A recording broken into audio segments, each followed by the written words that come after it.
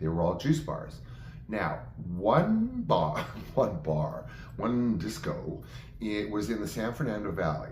This was dedicated primarily, I mean entirely, to an underage set.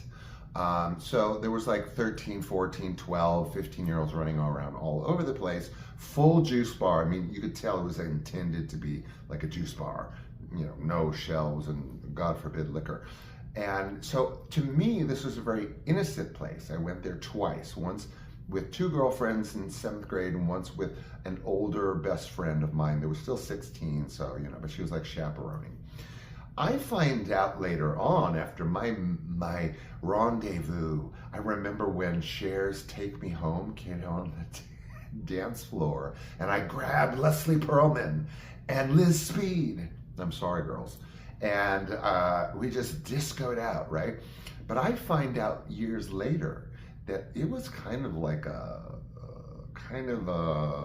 adulty kind of crowd for 13, 14, 15-year-olds. So I read this, I don't know where I read it, but it was kind of like pickup-y, and like they said stuff went on around, in and around, which is the next place I'm going to talk about, in and around the Sugar Shack.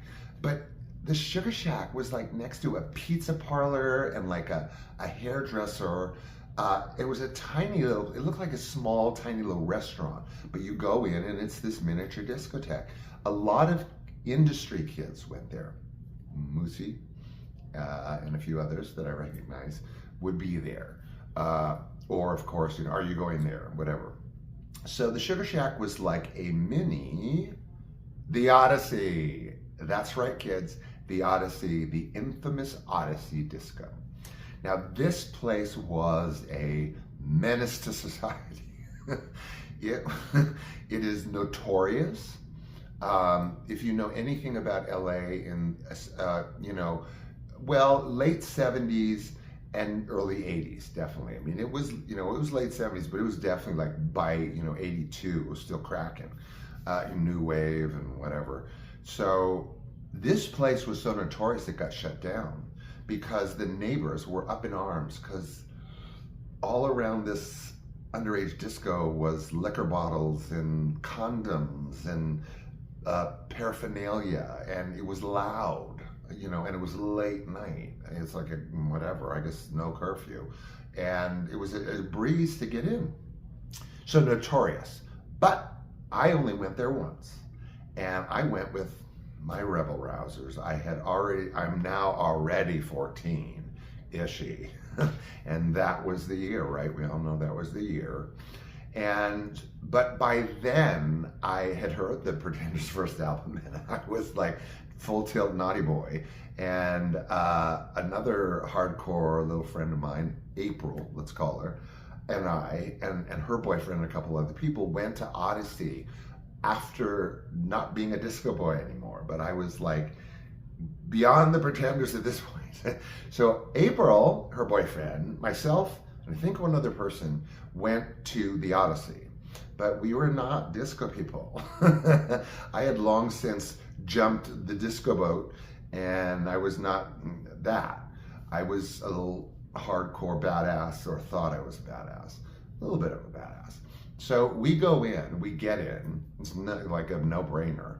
And first of all, I see kids from high school. Like I saw like 3 kids from my high school around the dance floor. It's kind of a tall and floors and everything. So we go in, April and I get on the dance floor, and we start like kind of moshing at the Odyssey. We did have a flask on us, and we tore the place up to the point where we were kind of swinging each other around, and people, it's not like clear the dance floor, it's like get out of their way or I'm gonna get a black eye. So from there, that wasn't enough, you know. And so we go up to the second floor of the Odyssey. Now, the second floor of the Odyssey is bizarro because they had this lucite, like, you know, plexiglass, like chamber with this screen that had television videos on it, and you were supposed to get in this plexiglass thing, and there was kind of dips that you could kind of sit in, whatever. I mean, for April and I, this was like, So, being the rebel rousers that we are, all I really remember is that, and I cannot believe I did this because I worshiped at the temple of Diana Ross. But you were allowed to smoke in these places back then, and I took my cigarette and I burned a hole in the Diana Ross painting on the wall, big giant Diana Ross painting, and I burned my cigarette into the painting. Oh my God, sacrilege, sacrilege. I didn't know any better. I mean, if I'm swinging myself around on the dance floor with April, with our flask, moshing with the disco kids, you know, what do you expect? Of course I'm gonna go upstairs and start burning holes in the painting. And just, you know, the plexiglass room alone was whatever. So that was really it. And this was, like I said, like 12, 13, like end of 12, full 13. And again, it was the kid days for the Daisy Sundays, Osco Sundays, and then there was Dylan's, which was really great, actually. That was like where I really felt like I was in a discotheque, especially with triple floors. And that wasn't an only night thing. That was like on weekends, you know, you could go there. I mean, everyone in line was like 15 or 12 or whatever. But that was cool. It didn't last very long at all. But when it did, and then Osco's was fun to be there. They had shot, you know, as I said, Thank God It's Friday, so it was really cool to be in there. Daisy, and Sugar Shack, I mean, at the time it seemed real innocent, but some of the things I guess I saw there were like kind of cozy. And then of course there was the notorious ODYSSEY disco. If you really want to dive deep into the ODYSSEY, just Google it. Google, you know, ODYSSEY discotheque. It has a rich history. I mean, they actually burned the place down.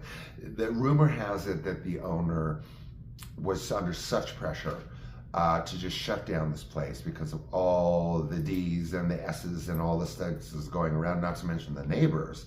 And the rumor has it that he burned the place down and collected the insurance. So anyway, I hope I was true to form today with my disco-teching late 70s, 77 through 78 into 79 when I was 13.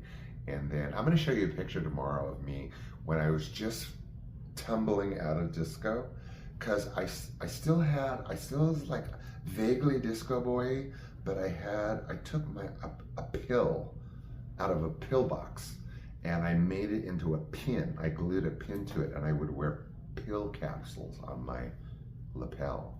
Oh, anyway, that was disco in the late 70s for kids. And I hope you enjoyed hearing all about that. And I've got a few cool shows lined up. What else is new, right?